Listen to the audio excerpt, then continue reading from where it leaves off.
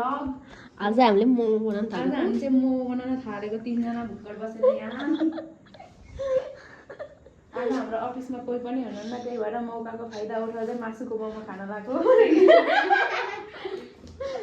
आज चाहिँ सरदा दिदी आउनु हैन। अब यहाँ मोमो चाहिँ कस्तो बन्छ थाहा हैन फेरि। उहाँ चाहिँ कुक हो। अफिसियल। म चाहिँ यहाँ भिडियो बनाउने एउटा के भन्छ क्रिएटर हो। काम चाहिँ त्यस्तै हो।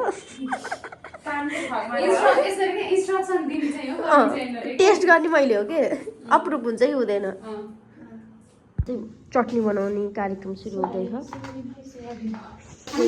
फ्राई गरेर गर्न थालेको पेस्ट बनिसक्यो हाल्नलाई। अब यो पनि फ्राई गर्ने हो मोमोको लागि किमाको लागि। उहाँले चाहिँ पिठो मुस्दै हुनुहुन्छ। उहाँले चाहिँ चटनी बनाउनु भयो है। म चाहिँ मिक्सर मात्र चलाएँ। मेन कुरा चाहिँ मिक्सर चलाउने ठुलो कुरा हो। मलाई डर लाग्छ कि अहिले अहिले खाना पनि म हेल्प गरिहाल्छु नि।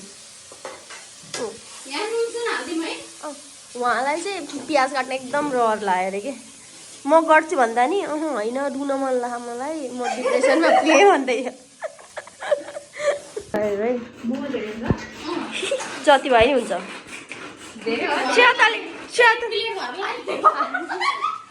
होइन श्वेताले खान्छ 3 plate.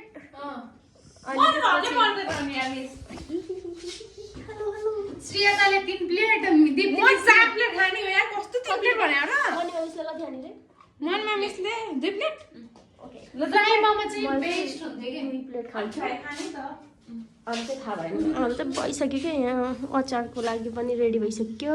Please ignore our mess है। अहिले सरदा दिदीले हामीलाई सियर गाली गर्नुहुन्छ। एकदम मेसी छ सरी फर दैट।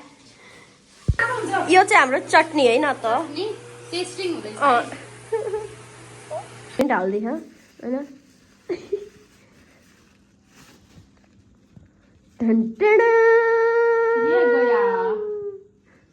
त्यही बेलै हुनुहुन्छ यहाँ।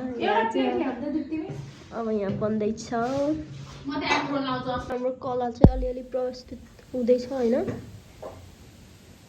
भयो अब हामीले चाहिँ अफिस छोडेर खाजा गरेर खोल्ने निर्णय गरेका छौँ।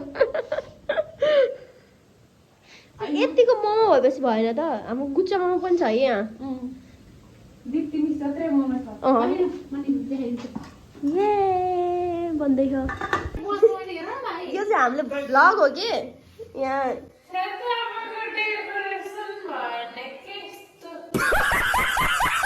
सबले डेकोरेसन गरे अरे। इएचएम को स्टुडेन्ट जस्तै गरेर डेकोरेसन गर्दै छ। अब हामीले खान्छ नि म त हातले खाइदिने हो। कस्तो जुसी भयो कि हाम्रो मोमो एकदम